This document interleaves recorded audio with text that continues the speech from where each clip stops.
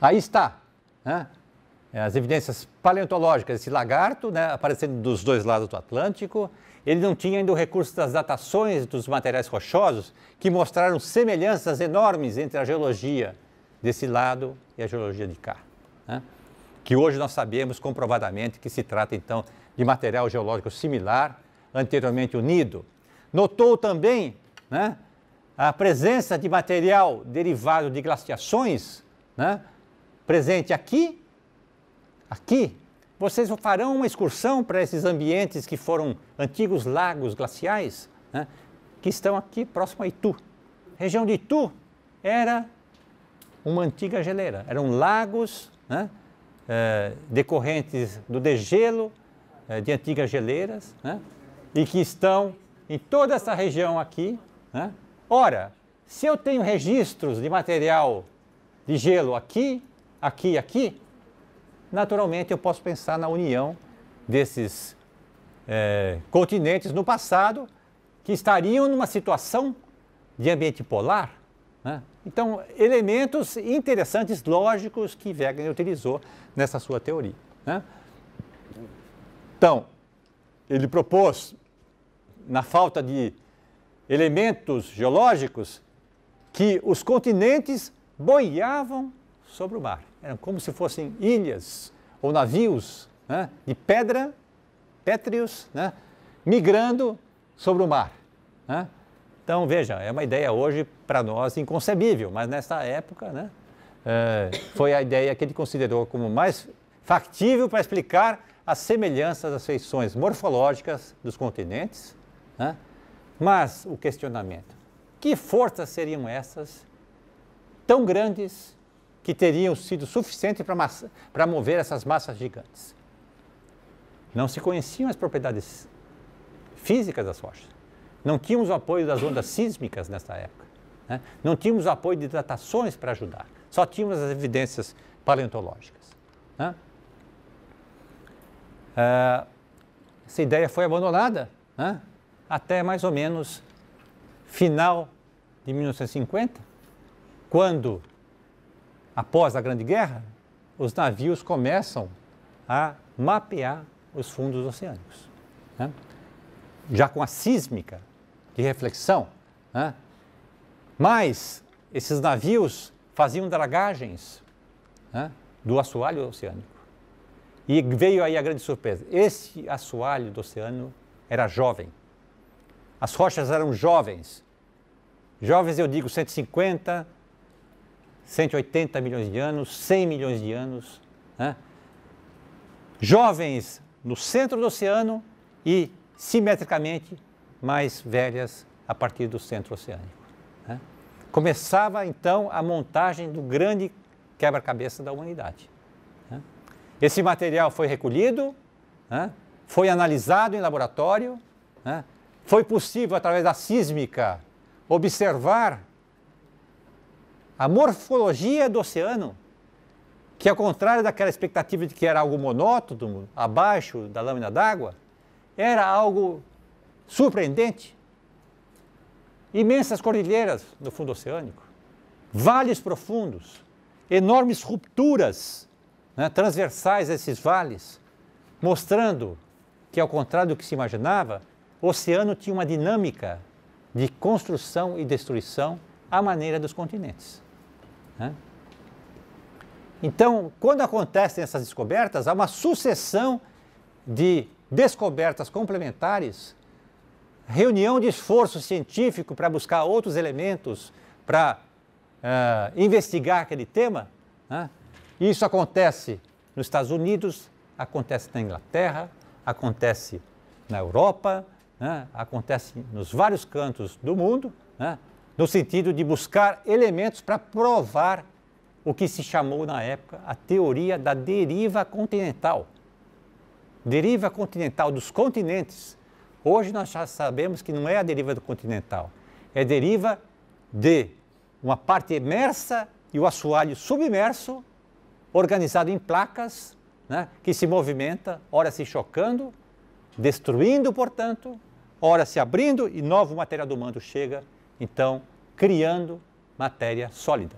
a evolução do planeta, porque ele está querendo diminuir sua temperatura interna, ele está se resfriando.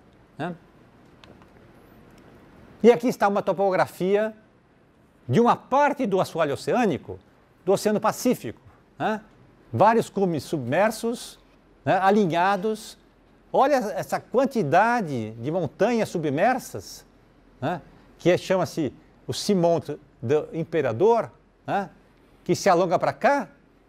E olha onde está Havaí, as ilhas do Havaí.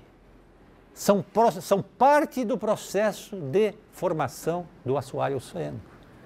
Então, os imensos vulcões que hoje hospedam resorts lá no Havaí, né, estão sobre uma região sísmica, vulcânica, né, para deleite dos geólogos. Né. Outro aspecto interessante, olha gente, ó, olha as ilhas do Havaí, onde aconteceu o tsunami, estão na borda de montanhas e mais, essa área escura aqui são depressões profundas, 10, 8 quilômetros de profundidade, que a placa está entrando abaixo daqui.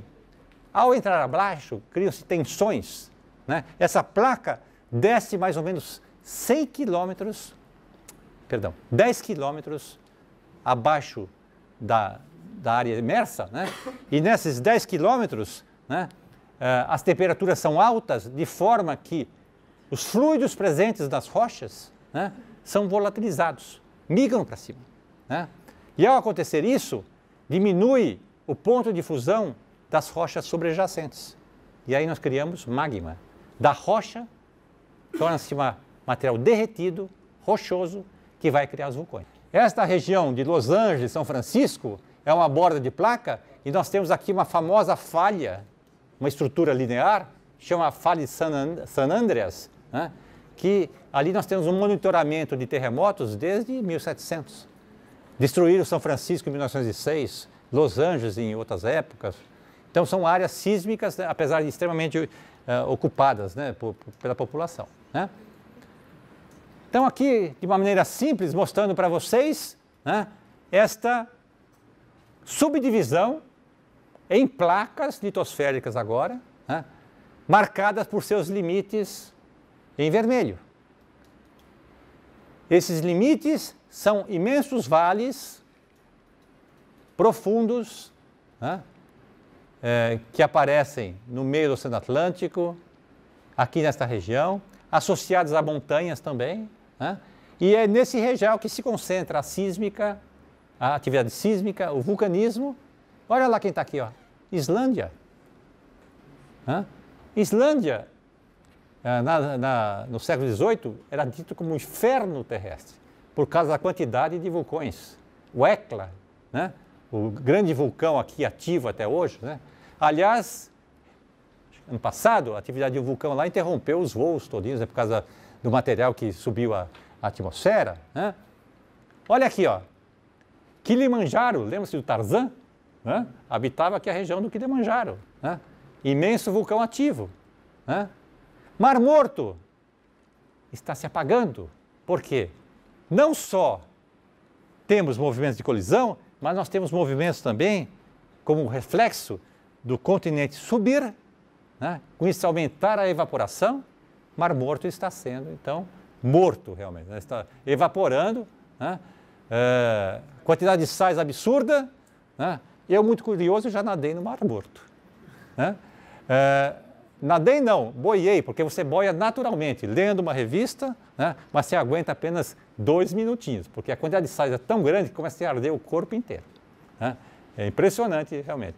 Aliás, ali é uma região também que o pessoal utiliza para banhos termais, porque você tem ali lamas, que são ditas medicinais, assim, é utilizado então pelo turismo. Aqui uma outra surpresa, a idade das rochas do assoalho oceânico, né? A idade, ela aumenta, né?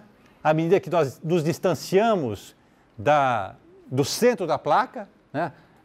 Nós temos aqui uma velocidade de centímetros por ano, então nós podemos fazer uma correlação linear para essas idades em relação à distância. Né?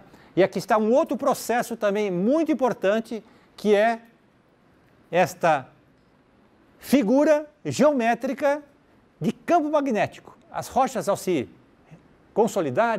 consolidares, elas têm minerais magnéticos, elas registram o campo magnético daquela época. Então, esta rocha e esta rocha, com esta cor, registraram o campo magnético da época em que se formaram. Esta outra também. Vejam a simetria.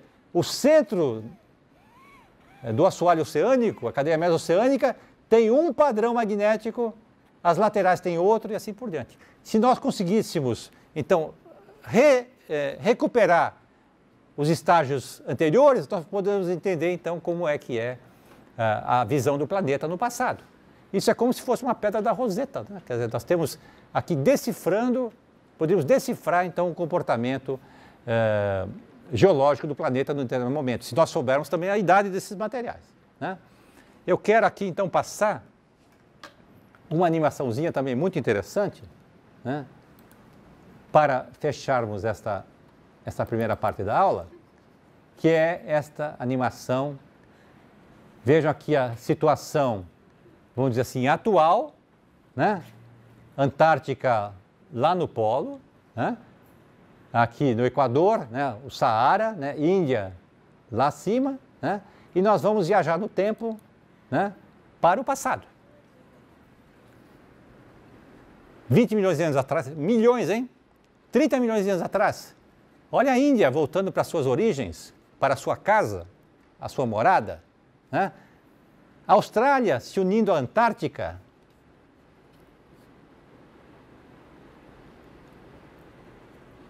Chegando então ao supercontinente Pangeia, a geopoesia idealizada por Alfred Wegener. Recurso tecnológico, né?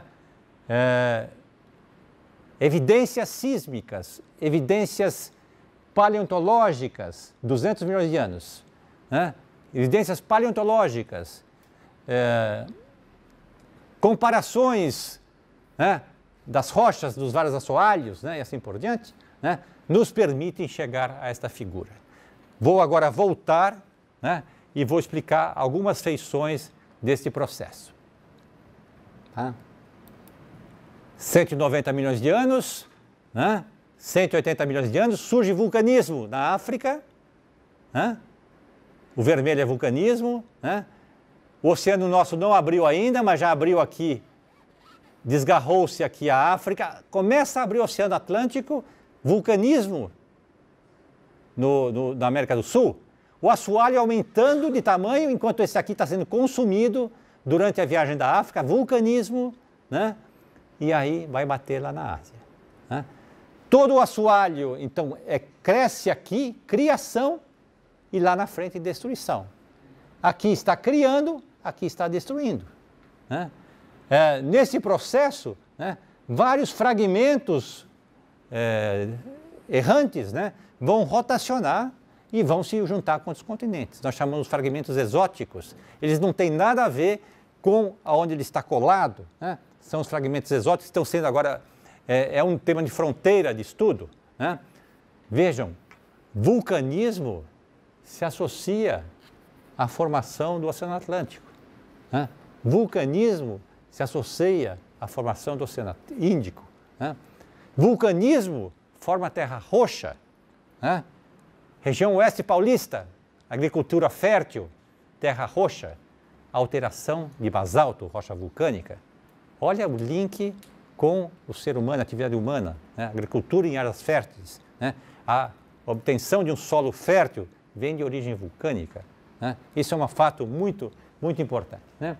Então, a gente pode então trabalhar e a gente pode então, se a gente quer estudar o passado, eu vou comparar a geologia do continente gelado, da Antártica, onde ele aparece, com o continente australiano, porque são parecidos. Então, o que eu encontrar aqui, possivelmente eu vou encontrar aqui.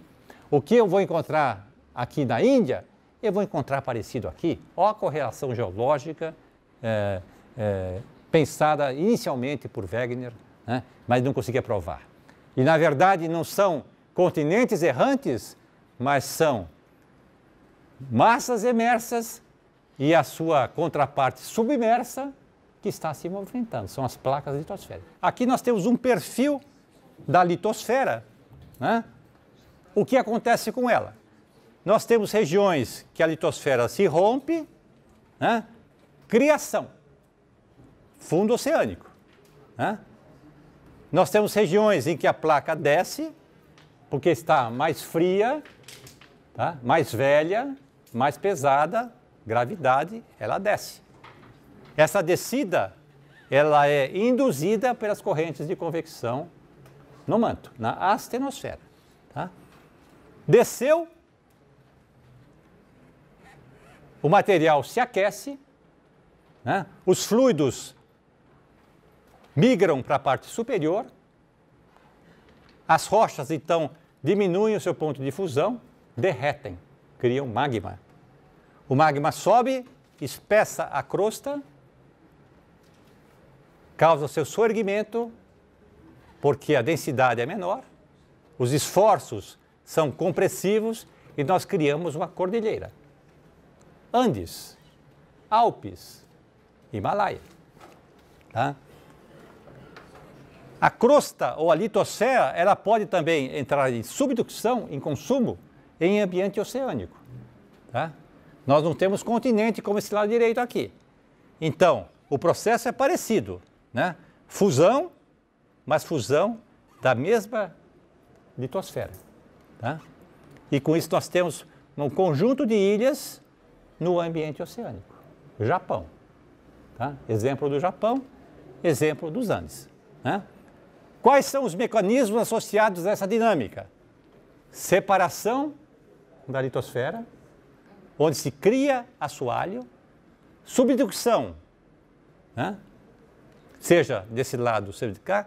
E nós temos também um terceiro processo, que é o deslocamento lateral de duas placas. Obviamente, nesta região nós não temos vulcões, mas nós temos enormes tensões, terremotos, portanto. Falha de San Andreas, na Califórnia. Outras feições importantes. Quando a placa desce, cria-se uma imensa depressão, que nós chamamos fossa, trench em inglês, né? Que está sempre associada às zonas de consumo de placas. Tem a fossa aqui e tem a fossa aqui. Tá? Nessa região da fossa, nós temos muitos sedimentos, que são as partículas, né, presentes no topo da litosfera, né, que descem para cá. Ou seja, nós estamos misturando material jovem, né, depositado no assoalho oceânico, com material mais antigo. Resultado, nós temos com o tempo modificações importantes da composição aqui ou aqui. Ou seja, é a forma que o planeta evolui, as rochas vão se transformando a sua composição no tempo geológico. Né? Então aqui está um detalhe do que nós comentamos. Né? Crosta oceânica, vamos detalhar um pouquinho mais. Crosta continental. Crosta oceânica está como parte da litosfera, ela é formada por material com alta densidade. Tá? Ela é muito mais densa do que a crosta continental, que são rochas de menor densidade. Basicamente, norteada pela composição química dessas rochas. Os elementos químicos, compostos químicos. Aqui são essencialmente granitos, o mesmo granito que a gente usa em pia de cozinha, né? E aqui são os basaltos, né? Material escuro, denso. Resultado, para termos equilíbrio, a crosta oceânica é fina, 5 a 7 quilômetros apenas, crosta continental, 35 até 70 quilômetros nas cordilheiras. É o equilíbrio do planeta, tentando se equilibrar o material em termos de densidade de composição perante a tectônica de placas. Tá? Olha a zona de fusão, né? Manto sólido, zonas de fusão, envelopes de fusão, material menos denso, sobe e percola as cordilheiras. Né? Ou, eventualmente, correntes lá da base do manto, fluxo ascendente de material quente, né? Que forma uma imensa câmara magmática abaixo da crosta. Tá? E isso vai responder por modificações importantes aqui. Rupturas, material sobe, se derrama, enormes derrames como aqueles que nós vimos naquela animação, aqueles vermelhinhos na animação que eu mostrei para vocês, são decorrentes de plumas. Tá? Então, o magmatismo, ou seja, o processo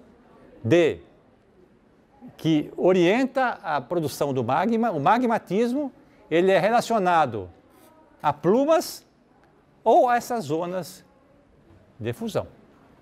Quais são os limites, então, convergentes, os limites que acontecem entre duas placas? Olha novamente a crosta oceânica fina, a crosta continental grossa, fusões, né? E nós temos cordilheiras. Nós podemos ter o caso aqui, 2, né? Crosta oceânica, né? Crosta continental, perdão, aqui é crosta oceânica já espessada, né? Por conta da adição de magma, né? Crosta continental, crosta oceânica. E aqui um caso extremo, crosta continental se chocando com crosta continental, gerando então um grande espessamento continental, 80 quilômetros. Exemplos: Himalaia, Índia batendo contra a Ásia, igual a animação que eu mostrei para vocês. Exemplos: placa de Nazca, Pacífico, entrando abaixo do continente sul-americano, formando a cordilheira dos Andes. Né? Exemplo: vulcão, Japão, né? Crosta oceânica no meio do Pacífico, gerando então esses arcos de ilha. 3, então, processos em limites convergentes. Tá? Todos eles gerando modificações na composição das rochas. Aqui está, então, um croquis do que aconteceu com a Índia, né, para gerar os Himalaias. Né? Índia saiu lá de baixo, né, perto do sul da África, né, e foi bater hoje lá na placa eurasiana. Né? E nesse processo consumiu grande parte desse oceano que existia entre esta massa que estava lá embaixo e a massa que está lá em cima. O oceano perdido está aqui. Prova disso: os Himalaias estão cheios de fósseis marinhos. A 1.000, 2.000 metros, as camadas contêm fósseis marinhos. Né? Aliás, essa é uma das razões para explicar o dilúvio, naquela teoria do netunismo que eu comentei com vocês na aula passada, né? Que a presença de fósseis marinhos a altas altitudes, né, para aqueles adeptos dos dogmas criacionistas, indicavam o grande dilúvio, né, que teria ocorrido no passado. Olha a dimensão dos processos geológicos, gente. Olha a escalinha ali, ó. Estão vendo a pessoa? O carro? São coisas gigantescas. Gigantescas, né? É outra escala. Né? Notem as rochas retorcidas. Né? Significa que esta crosta ela estava em profundidade, submetidas a grandes pressões e temperaturas, de forma a se deformar plasticamente. Tá?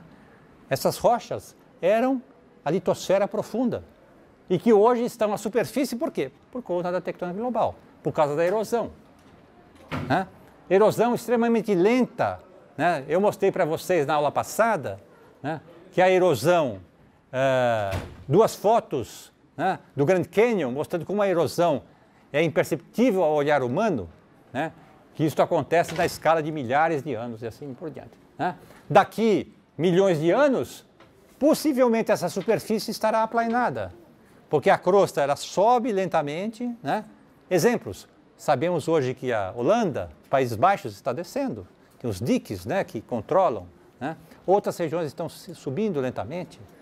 Então, são situações que são respostas locais da dinâmica das placas.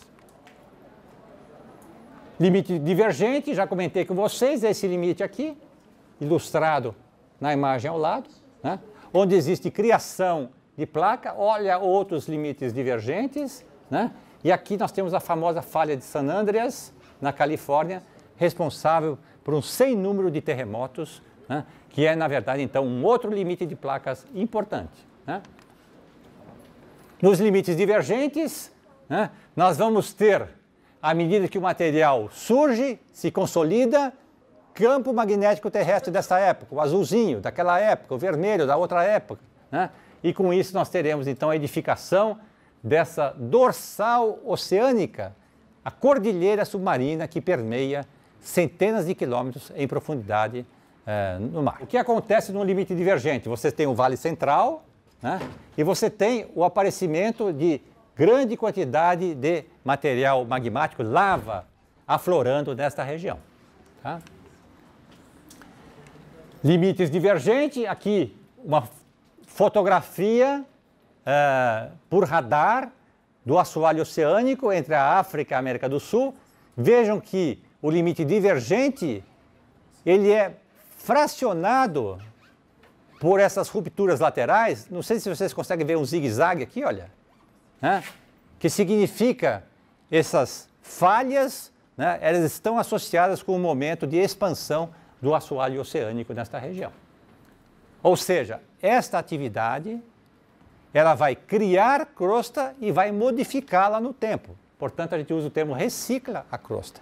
A crosta se modifica do passado há bilhões de anos até o presente e continuará se modificando por conta do calor permanente do interior terrestre, dos elementos radiativos, da força gravitacional, desde o limiar do planeta, né?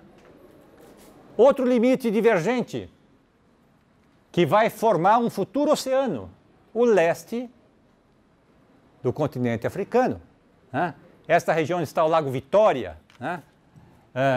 Olha a quantidade de vulcões ativos associados a esta região, né? Aqui já abriu o oceano, o Mar Vermelho, né? O Golfo de Aden abriu há cerca de 20 milhões de anos atrás, né? E aqui, daqui 10 milhões de anos para o futuro, vai abrir. Isso aqui vai ser um outro continente, né? Associado com essa placa, né? É assim que funciona, vamos dizer, a evolução da Terra, né? Regiões em que abre e regiões em que fecha.